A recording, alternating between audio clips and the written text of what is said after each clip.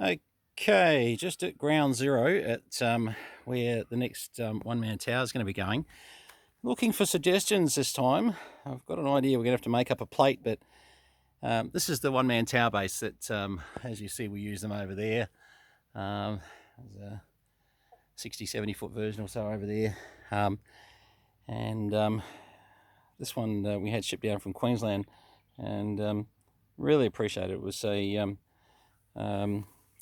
gift from a deceased hammer. I won't go into all the names, etc., and everybody that helped, but you know who you are, and we really appreciate it 300%. And just because of health, I haven't been able to get to this, but I was feeling like we've just done the base for concreting the new rooms, and I was just giving the guy a hand for that, and I thought before I crash, let's have a look at this. So let me show you the problem.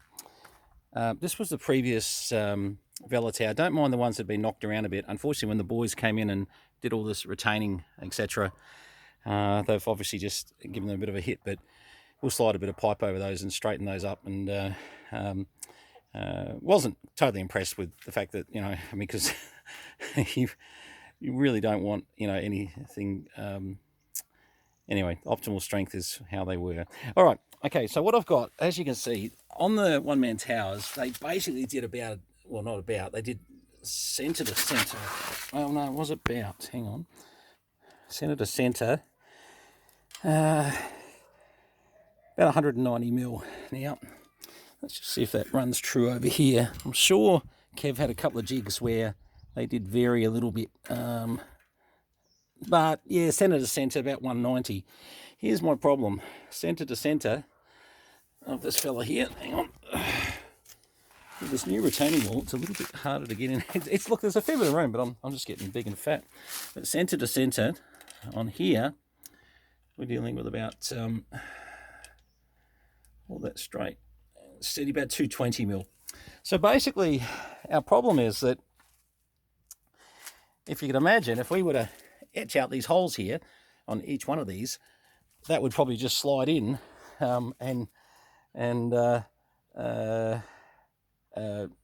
well, we wouldn't be getting much onto it, I can tell you.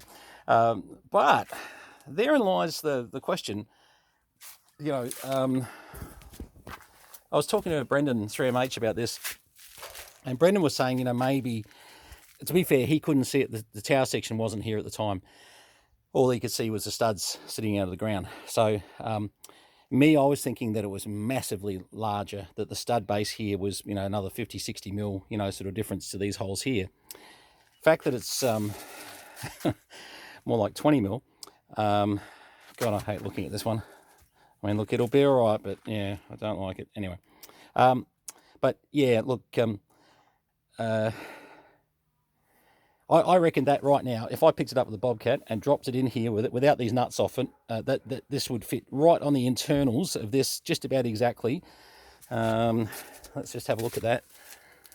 I reckon it'd be bloody close. Well, you can almost actually see it there.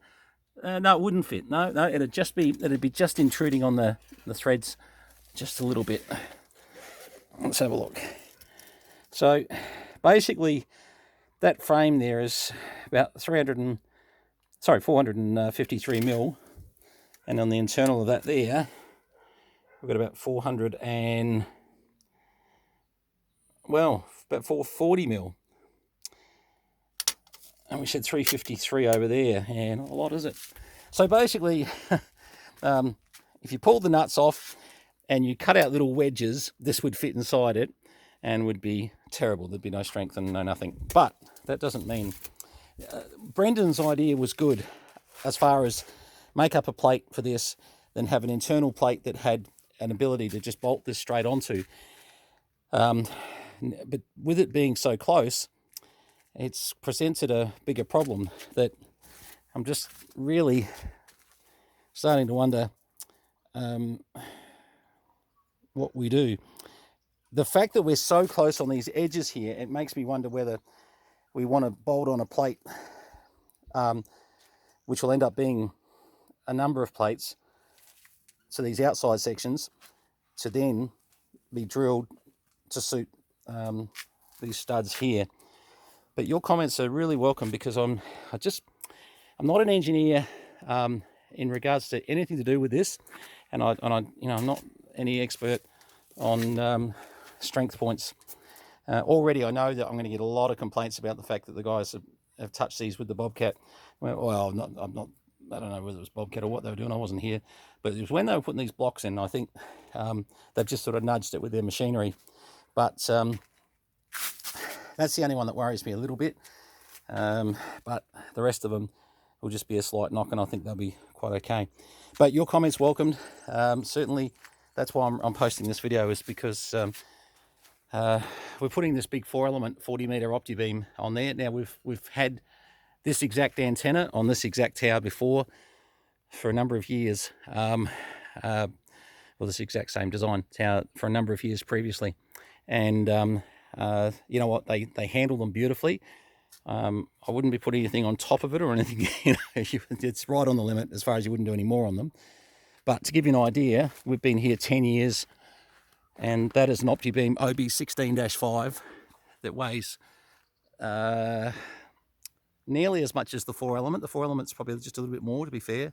All the 4-element bits are sitting over there near the horses on top of that old 1880s thing. But yeah, I mean, we can bring that down during the winds, but generally we're too late before we get to it to do that. So it has been handling it beautifully. So I've got no reason. Yeah, look, I think, you know, once we get this mounted correctly, I think it's going to do well. So look, your suggestions, whether you you know, have got some background in some areas that might be able to suggest what we're missing. We're probably missing something very obvious that would be a solution, and that's why I love going to the amateur fraternity. For that matter, for anyone that's in the radio industry, you know, you may fit towers for a living, who knows? But certainly what Kev made in the day is just fantastic. I love the one-man tower design. I just always have. And there's all the other sections over there, and they go together pretty easily, so that's not a great problem. Oh, we do have another problem. In the disassembly, the rear plates that actually are fixed. So you've got your slide section for the tram, like the Hazer tram system goes up and down. There's a plate, and it's a fairly manufactured plate because the plate goes across here, it's galvanized, but it actually has a plate, and then it has another piece welded onto it to cover the groove here, and we're missing 2 or 3 of those. So we've got the guys in Queensland having a hunt around, but without those we're in a bit of trouble too. So and they're just going to have to be custom fabricated. But as Kev said, you know, would much rather if you'd been able to, you know, have them. Anyway, long story. But anyway, that's sort of where it's going to go. And don't mind, this was all sitting on top of those. Lucky we didn't do any damage. It was sitting on top of the drums, and my horses come and knocked it over. Love my horses, but there's a limit, isn't there, really, to how far love goes. Anyway, if you've got some ideas, I'm a bit of a blank canvas on this. So, you know, as far as I'm willing to listen to, you know, any thoughts. As you can see, the base sections of these, just to show you something, that steel on the bottom. I've got to put my glasses back on. Sorry. We'll be changing these for electric winches too. Getting too old to do that. Oh, that'll be right. My glasses just fell to bits. Look at that. Lucky it didn't go in that hole. Hang on. See if I can put my glasses back together. Hang on. I'll just... really? These are brand new glasses. Unbelievable. Specsavers. Oh, they do worry me. All right. Let's just see. So, what are they using? They're using about... Geez. That's...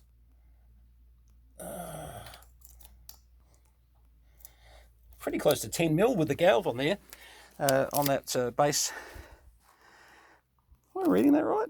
That seems awfully large. Hang on, let me just sort of bring that out again. It can't be 10 mil, can it? No, let's put on 30 through to 40. Oh, it is 2. Jeez. That's, yeah, so good on you, Kev. Pretty big base sections, actually, aren't they? It's just shows you that, you know, when we sort of do something to adapt up, we want to keep the same level of both size, and we'll have to get whatever adapter plates or whatever happens here. have to get that galved up as well. Okay, thanks for that, much appreciated. As I said, there's my horses that nearly killed my opti beam, unbelievable. But they've anyone that's going to say you can't put a 4-element on top of a one-man tower, well, there's proof that, you know, 10 years that's been up there, never seen it even remotely have an issue. But, you know, the wrong wind, of course, you know, but generally we've been really going well. As you can see, we're in the midst of a big cleanup in here at the moment. I'm bobcatting all around the place, and we're cleaning up. Got all this pipe here that's got to go, and I've been doing so much, and the horses are keeping the grass down, as you can see. So as a goal to get this finished at some stage before I die, so we're on to it. Anyway, all right, thanks very much, and any suggestions, definitely really appreciated. Cheers all.